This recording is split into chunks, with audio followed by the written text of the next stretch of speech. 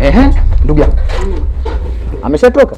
Ameshatoka ndo kamfuata hapa. Maana hapa yaani sasa hivi unaona ingia huko. Maandalizi kila kitu si fresh. Fresh. Yaani yule akija hamna kuuliza. Ukimwona tumuelewi. Za uso wewe mwenyewe ndo utapiga kelele. Wananiua. Hivi yule rafiki kumpata mdogo mfupi kama huyu unafikiri masiara nini? Yaani wewe afu kachukua upande wako. Kama hodi mundani. Ndo. Karibu.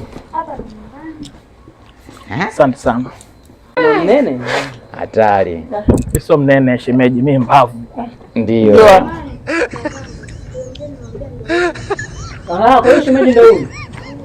Karibu shemeji. Asante sana. Shemeji.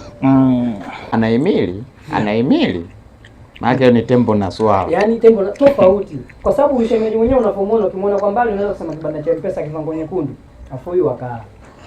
Twende kwenye mada kuu yalotuleta. Shemeji hiyo si sigara. Hii sigara bwa shemeji. Kwa sigara shemeji unavuta? Navuta. Au shemeji unaongea na sisi unatafuna biji? Sasa shemeji si ndo natoa harufu ya sigara. Okay. Onekane bwa shemeji wewe. Hata katika yale masuala yetu ya marijuana yao nadhani yuko vizuri wewe. Unanikumbusha mbali shemeji, yani unajua mimi marijuana, ganja ndo kitu changu cha pili unipeleka jela. Ndio maana shemeji wewe hata jela umeenda? Jela tena mara 2.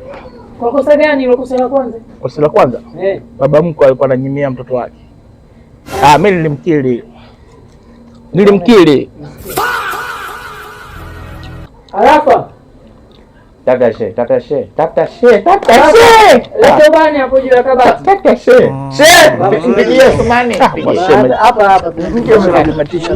Mke umepata tena bure hata mahali yenyewe. Kwa sababu nyinyi mnakuwa mnanipeleka jela mara 3 nyinyi. Ukatulia huko sisi tukaja kuuliwa.